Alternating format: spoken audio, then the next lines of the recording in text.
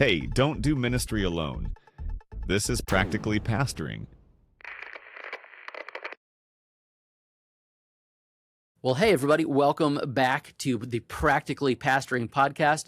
We just have the all-star crew here today. Just three of us, me, Andrew Larson here in Safety Harbor, Florida, Jeff Simpson in Baltimore, Maryland. Hello. Delmar Pete in Sumter, South Kakalaki. Kakalaki, how's it going? Just the three of us today. We've got two questions that are not at all theoretical. They're actually practical, which is kind of what we're supposed to be doing around here. There are these kind of ministry situations that pop up in real churches with real people, and they force you to think very quickly and carefully about your convictions, about compassion, some witness in your community, and just a few wisdom pieces. So question one is about baby dedication, and I'm going to dive right in. Here we go. This comes from our Facebook group. It says, baby dedication/baptism. What are your What are your standards? Context: a church in the area refused to dedicate a baby because the mother is unmarried and had a child using artificial insemination.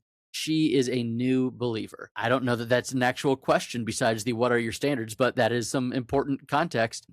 It's a question that certainly has some layers. When we were at Practically Pastoring in February, one of our table discussions brought up some IVF issues that I had never thought through up until that very moment. So this is a few months fresher into my head, but this is a real issue that real churches are dealing with. So and it's one that if someone didn't say, hey, Andrew, what are your, here's why you should be thinking about this, I don't think it would have ever crossed my mind. But like we say each and every time, this is a discipleship issue. You can't not have a policy in place as a church and then say, oh, you should have known what our church's policy was. So what are the policies? You have to clarify what a baby dedication is and what it isn't. And then I think you need a whole lot of grace in there. So, Jeff, let's start with you in the Catholic capital of the United States.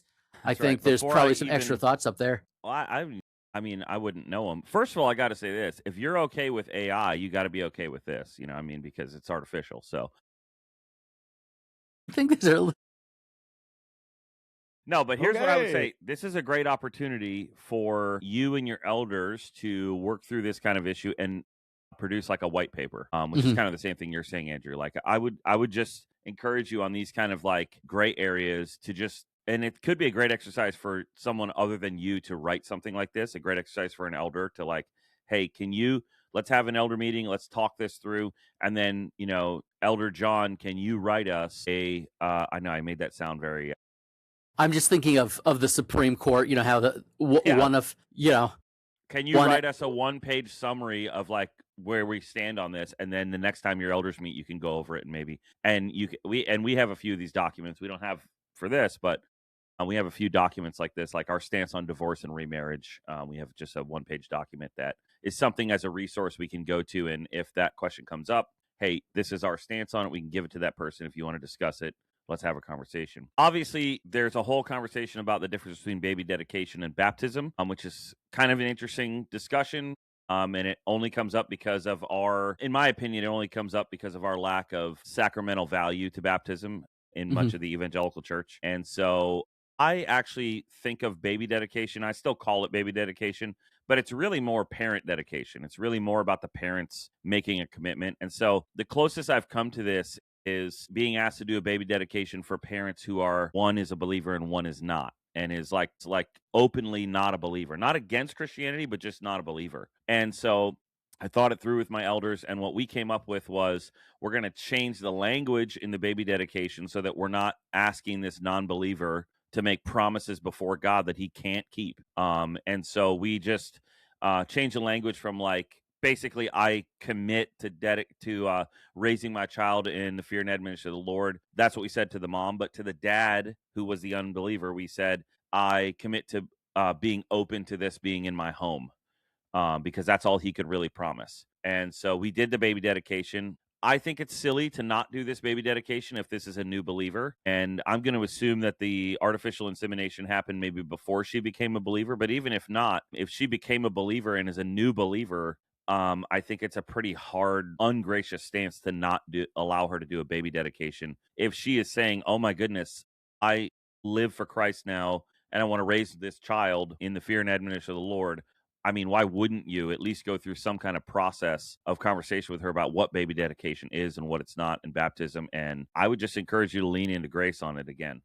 My take is that you're not asking for a conception dedication. You're not asking the church to bless that she gets pregnant, that the IVF will be successful, any of that, which is a whole other set of issues. But it's the child's there. The child is born at this point. And when you say it's a parent dedication, in our context, it's also a congregation dedication. So this is 100%. This just is like in baptism. The congregants are making a commitment too. This is the book of worship in the covenant church.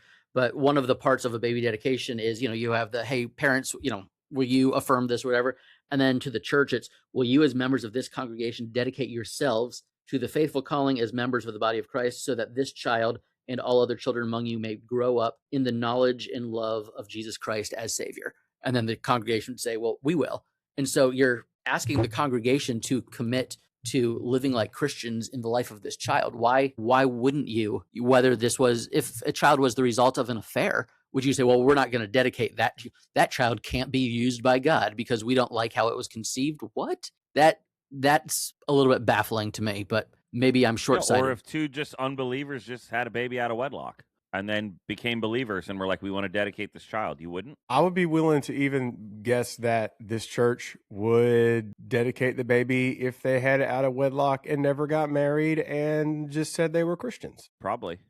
Do you think it's the artificial insemination that's making them uncomfortable? It's such a hot button issue. And if you are someone who has struggled with fertility, I promise I'm not trying to say this in a dismissive way, but sometimes what plays in the back of my head is Jeff Goldblum in Jurassic Park. We were so concerned thinking about whether or not we could that we stopped to think, or we stopped to ask whether or not we should. I mean, Andrew, that's been my family's story. Like, we don't have biological children. And I absolutely agree with you. Like, just because we can doesn't mean we should. Mm-hmm. And I come from the angle of like, I mean, what does that person do with their I just think you're creating all kinds of identity potential issues for that person as an adult later on top of which there are so many children who are open for adoption and foster care. And so, I mean, I have a whole story about, with that in my life, but I'm not saying that this is wrong. I can't say that it's wrong necessarily. Artificial insemination to me is bordering on the territory of like, I'm not sure if this is wise for us as people. Right. Well, Del, what you got? No, I think as pastors, we got to be really careful, even when it comes to stuff that's like, quote, controversial, because I think the bigger question here that maybe this church doesn't want to say is like, are they really guarding holiness or are they just guarding their appearance? Mm-hmm. Because some churches are real big on like, we take this stance and we can't appear this way. And it's like, well, if this lady loves the Lord, first, I'm sure the first thing she needs as a new believer is rejection and not discipleship, right? Like, I'm pretty sure that's going to get her a lot further in life. No, I think there's definitely something to be said. And here's the other thing, and y'all know this just as well as I do. You do that in a church, which story is going to be the one communicated to the rest of the congregation? Which story is going to be the one communicated to the churches down the road? Is it going to be, that she... that the church graciously sat down with her, or it's gonna be like, no, they said, no, we can't. She had,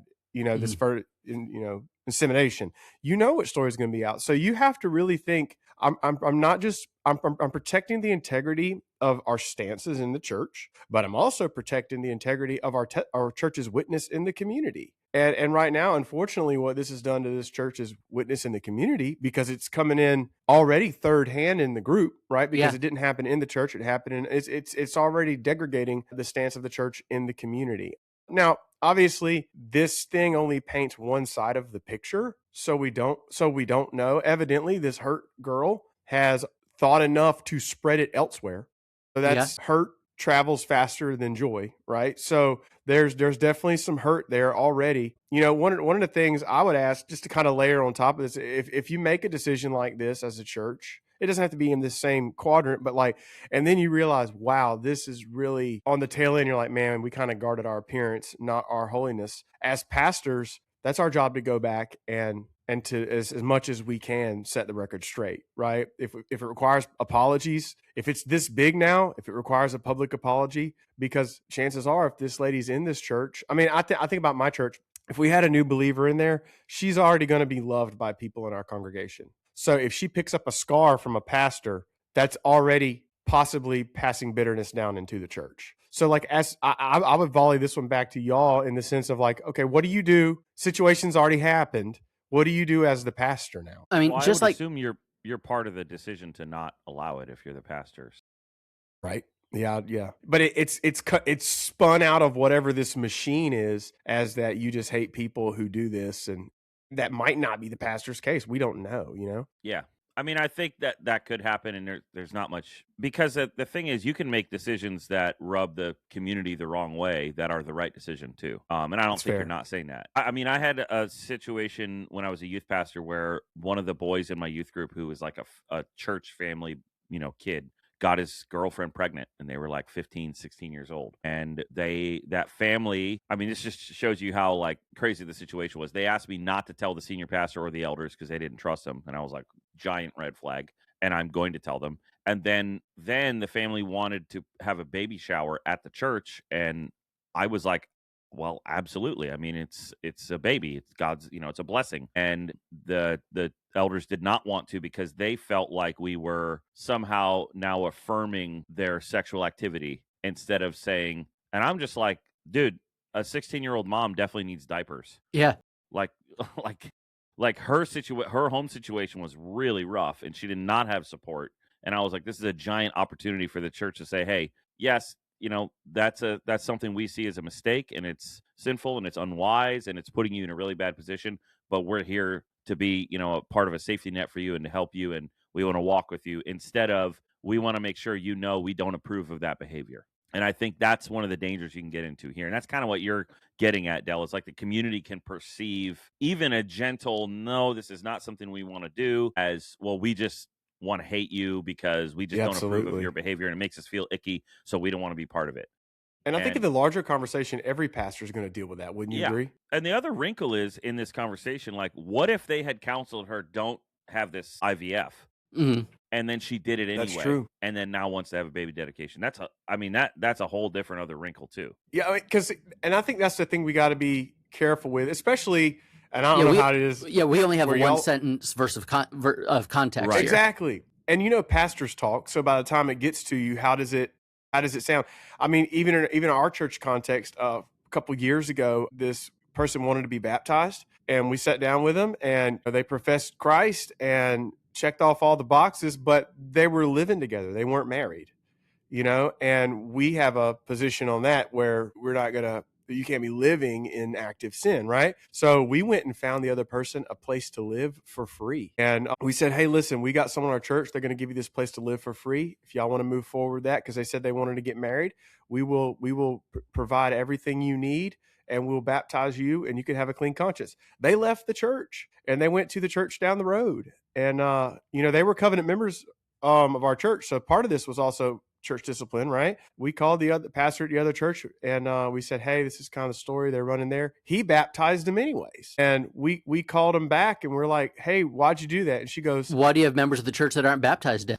Well, no, she was, the boy wasn't. So that's the thing. The one who wanted to be baptized wasn't a member, but the person who, they both left. So that's kind of the point.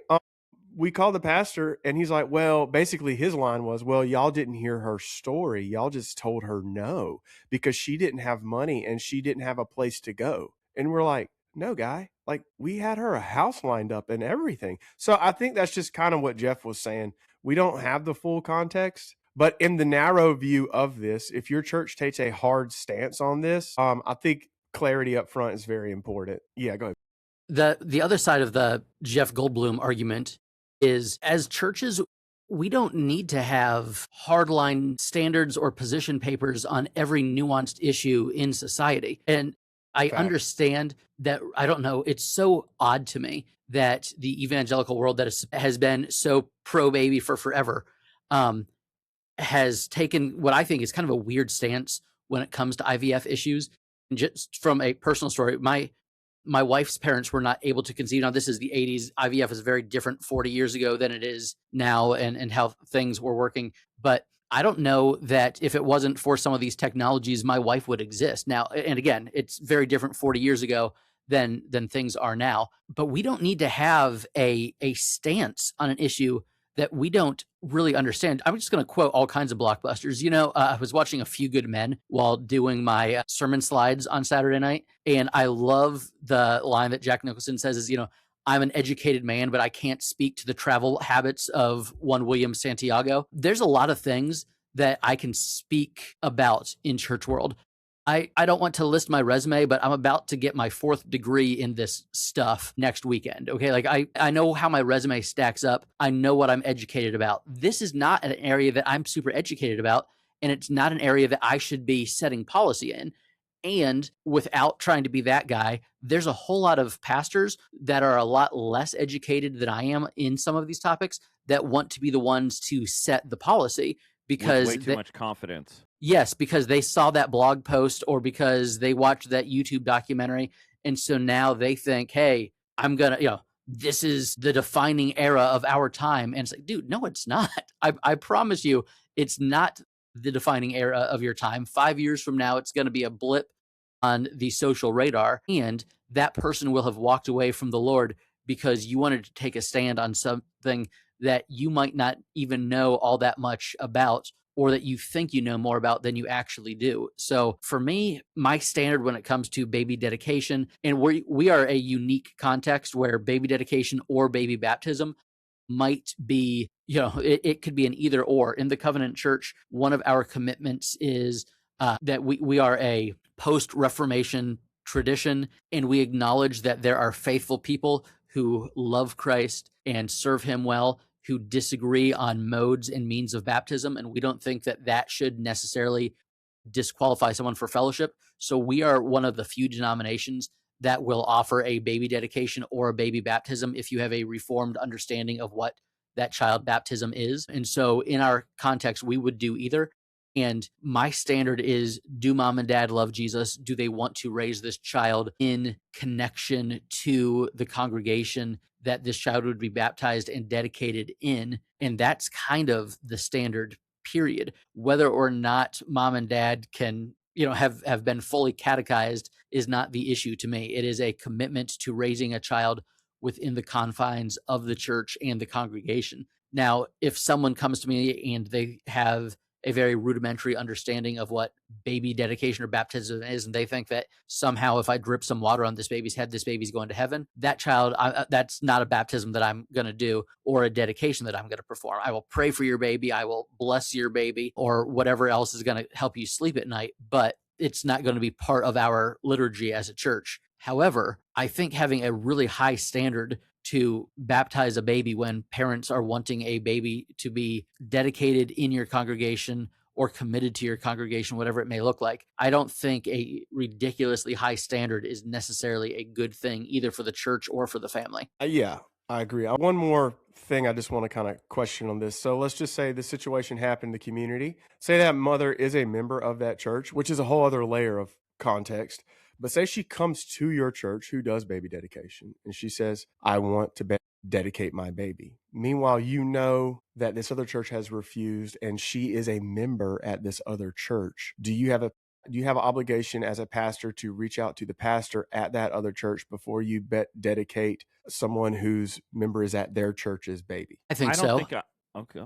I think you have a duty to reach out and say, hey, this person came to us. What context am I missing? You don't have an obligation to back up that other church's decision. You don't have an obligation to be like, hey, I either am or I'm not going to based on what you say, but just as a professional courtesy so that this pastor isn't blindsided or whatever it is, to reach out and be like, hey, what's going on here? Am I missing some context? I think that's worth a phone call or a text message if that relationship exists. Yeah, well, what I was going to say is maybe one step before what you said, Andrew. I was going to say, I don't feel like I'm obligated to call the pastor immediately, but I would be obligated to tell that person. If I knew they're a member at another church, mm-hmm. and I would tell them, hey, aren't you a member at this church? I think you need to have that conversation with your pastor. Well, and I would also say that's your... The dedication is to commit the child to the congregation. So right, exactly. if that person is saying, hey, because I disagree with the church on this, I think we're going to pull our membership in and come elsewhere. That's a different conversation. But if she Then wants I would that definitely call the pastor. Yeah. If I had yes. that relationship. But if the child, if she's like, hey, we're going to dedicate this baby and then go back there next Sunday, that's a different Yeah, thing. I was just saying my Sure. first move wouldn't be call the pastor. My first move would be, hey, you need to have a conversation with your pastor. You know, I'm a pastor, but I'm not your pastor. Mhm. And so you need to have that conversation with your pastor. And I might check in. I might give that person like a week after that and then check in with them and maybe their pastor and just say, hey, this is what's going on. Just want to let you know I did not say yes. And I would encourage that person, you are at that church, you're a member of that church, which means you trust that church's judgment, or you have up to this point. I would encourage you to continue to trust their judgment, even in this decision that you might not like. Because being a member isn't about just affirming all the decisions that the leadership makes when I like them. It's staying there when they make decisions that you don't like because you want to submit yourself to that leadership. Yeah, I think that's good. Clip that. Hey, Jeff, before we jump into the next question, why don't you talk to us about our good friends over at Church Merch? Church merch. I mean, every church needs merch, whether it's mugs for your guests, shirts for volunteers, giveaways for like new people or events, or just making your church look like they didn't do everything in Microsoft Paint. Church merch can help. And so Church Merch is part of Promotions Guy. They do great work helping churches get really high quality stuff. I have their shirts. My wife even loves the shirts, which is awesome. And we got some at our conference. They sponsored us. It was great. And so they're not going to blow up the budget. You're not going to have to go back to your treasurer and say, hey, listen, I'm really sorry I got those Easter shirts and now the budget's completely gone. In fact, they might be the only church budget line that nobody gets mad about in the business meeting. Nobody's going to show up in the business meeting and catch you off guard and say we need to reduce the budget and not talk to you about it. That's a throwback. So if your church needs anything, mugs, pens, banners, probably stickers, anything with your logo on it, go to promotionsguy.com/churchmerch, promotionsguy.com/churchmerch, because church merch is merch for your church. Beautiful. All right, here's our next question. It also comes from our Facebook group. Here we go. Have you ever hosted or participated in an interfaith community prayer event at your church? I think that's the key line in this whole thing. At your church. I'm a week out from hosting an Interfaith National Day of Prayer event at our church. Jewish Council confirmed, potentially others. Each group prays in their own way, equal time, 10 minutes in our sanctuary under our, first of all, it's not your cross. Some of my people are asking the right questions. Does this dilute our witness or strengthen it? Did you say yes or no, and why? What did you learn? What would you do differently? I think these are two different, or, this is a couple of different issues. One, it's timely because National Day of Prayer is coming up this week, I do believe. And I think Thursday, and probably guarantees that someone's going to get side-eyed for their decision one way or the other. So it's timely, but also, what do you do in this ecumenical setting? I've participated in lots of these National Day of Prayer events before. I have not ever hosted it, and I think that's probably makes it a little bit different. So it's not a question of whether or not we can be neighborly, because we all know that we can and should be neighborly, but rather what are we communicating by inviting other people into our space for an event. My first takeaway is, just because an event is at your church doesn't mean that it's your church's event. This is, maybe you have the largest space, maybe it's the most central location to the people that are participating in this event, but it is a National Day of Prayer event. It's not your church's service. So that should make things a little bit different, but that's just my initial takeaway. Gentlemen, what do you got? Kind of the persuasion that a sanctuary is a sanctuary is where you worship and gather the creator, the real creator. Mm-hmm. I definitely don't think there is, I don't know. The scripture comes to my mind, what fellowship has light with the darkness? And I don't want to paint up a picture. I'm adjacent to this. I was a part of a church one time that did Global Leadership Summit. I was not on board with it. They platformed TD Jakes on the stage and other people like that. I brought it up to the leadership, and they were like, they told me if I spoke out against it, they would fire me, basically. And that I was like, but we're meeting in the church, and you said part of the reason for doing this was because you want people to come to our church, and these are the people who like you're celebrating on the stage. So there may be some personal stuff in me is what I'm trying to communicate. But I feel like if I'm going to publicly partner with somebody for a spiritual thing, then it's got to be in alignment with our values. That doesn't mean that we can't partner with other denominations, right? That's different. We have our close-handed things in the same basket, but if we're partnering for just practically speaking, what's the purpose of praying to 15 different deities? Like, you just hoping one of them's going to stick, So like, I'm just like, I don't know. I wouldn't lead my church in that direction. Just being forthcoming with you, because I don't. Go ahead, Jeff. Well, I was just gonna say I wouldn't even do a National Day of Prayer event. Like, it's just not even on my radar. I just think it's weird civil religion. Like, we don't have a flag in our sanctuary either. And that was like week one I got here, and the guy who is now my treasurer, who was just a congregant at the time, came up to me, and he's been at this church the longest. So he came up to me and was like, "Hey, are we going to get rid of this American flag in here?" And I was like, "Well, I wasn't thinking about doing that in my first month, but if you want to move it and make sure people see you moving it, please feel free, because I agree with you. It doesn't." Can we borrow him at our church? And but yeah, I definitely, so I would make a similar distinction to Delmar. So we have, in my building, we have a neighborhood improvement association meeting once a month. And I've sent you guys funny pictures in the group chat of the American flag right in front of the cross. Like, super, God and country looking picture. But that's not a religious meeting. It's not a spiritual meeting at all. It's just the community using our building. And I have no issue with that at all. And I would be glad to have anybody in our building to use it for like a civil type of meeting or like a school board meeting or whatever. No problem.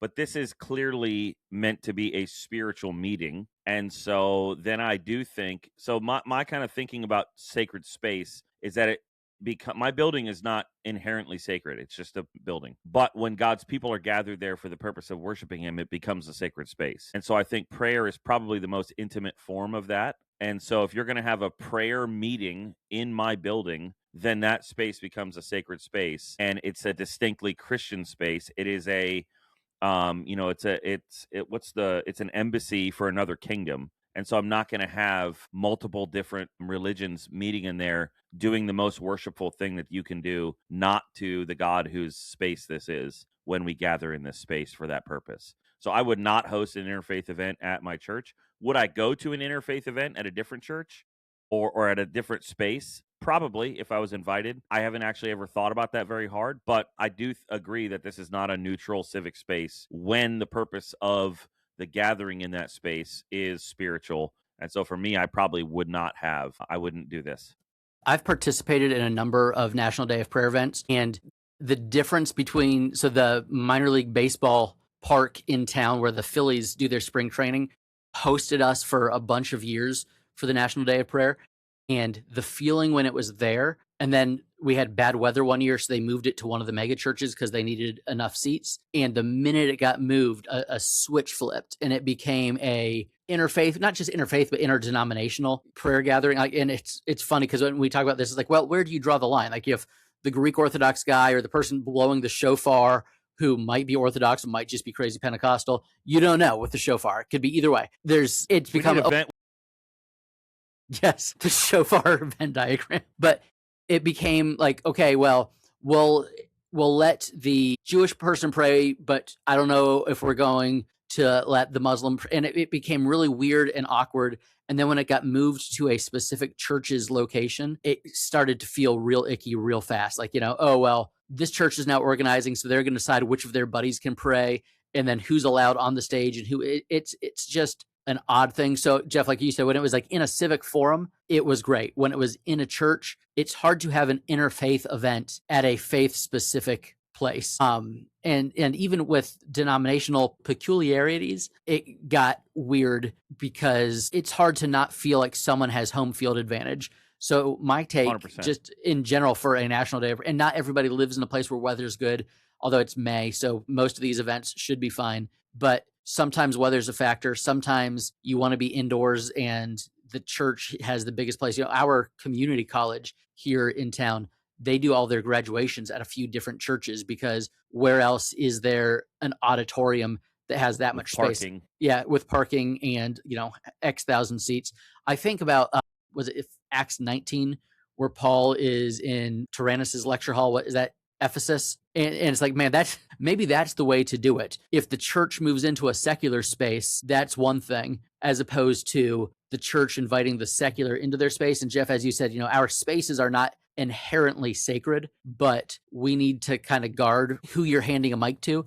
And the minute a picture exists of that person holding that microphone on your stage, whether or not you see it as being an extension of your church or part of your church, when other people see that, this kind of goes back to our other question about witness. People are going to automatically assume that your rubber stamp is on that. So, but then that should answer a broader question of, well, is your church renting out space for weddings for people that aren't members? Or how does that work? Is your church seen as a space that anybody can use and gather?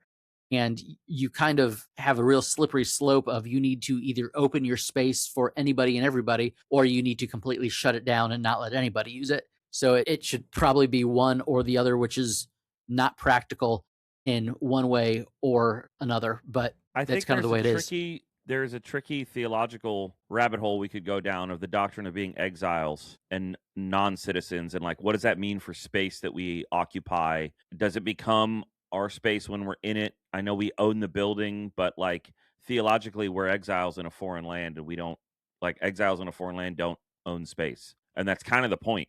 And so I just think there'd be an interesting conversation if you wanted to really go down the rabbit hole on that. So the other side of that is, I pray at civic events all the time. I think it's part of being in a little town like I am, or a town that wants to pretend that we're little, because there's 18,000 people in Safety Harbor, but there's 1 million people within 20 minutes of us. And so we've got a Hands Across the Harbor event coming up next weekend. That's like everybody come out and do community service for one day, like a blitz thing. And so I'm praying to start that off at a civic event. I pray at our city council meetings all the time. I wouldn't bat an eye if they asked someone from a different faith group to also pray at that event or whatever. That's almost expected. My favorite one was they had me pray, and I realized that I wasn't the only member of clergy showing up to pray that day. And so they called the first guy. I was like, oh, this is weird. They've like double booked us. And he was like, I'm brother so-and-so from the Friends. So, he's a Quaker. And he's like, I've been asked to pray, but whatever they call themselves, and the Friends, we do not pray out loud. And so they invite a Quaker who's local to come pray at the event. And he says, hey, I'm going to pray quietly in my head, and you should do the same too. And so they all bow. And then after like 30 seconds, the mayor's like, and Pastor Larson from Safety Harbor Community Church, would you now come lead us in an invocation? Well, there you go. It was, hey, we want to include the Quaker, but also we want someone to pray out loud. So we invited both of you to be here. And when you are trying to be in a civic space, sometimes that's what you do. And if you want your church to be very involved in a civic space, it's kind of hard to draw a hard line in the sand. And evangelicals, sometimes we will include one group who we shouldn't, and then not include someone who might be closer to us theologically, but because they rub us the wrong way, we don't want to include them. And it's a real tricky issue and a slippery slope. So why don't you move your National Day of Prayer event to the high school auditorium, or do it around the flagpole or something like that, and not do it inside a worship center or a sanctuary where you're going to hurt somebody's feelings one way or another. There's got to be a public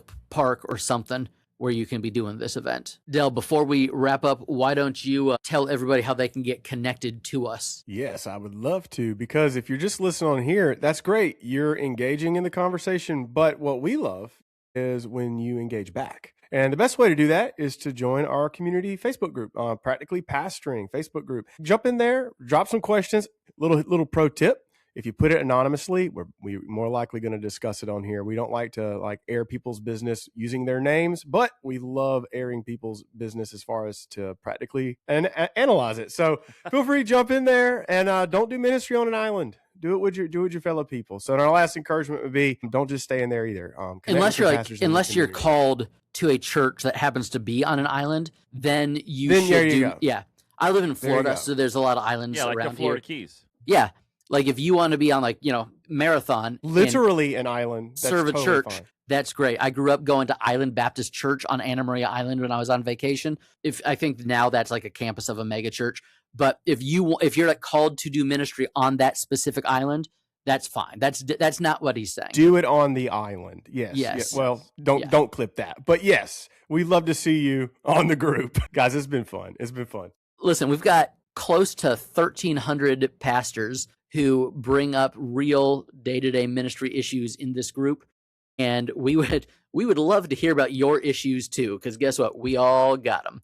We all have issues to be dealing with, and they're a whole lot easier to deal with if you've got a community to address them with you. So, fellas, I appreciate you. Let's do this again next week. We will see you guys then. See ya. Bye, y'all.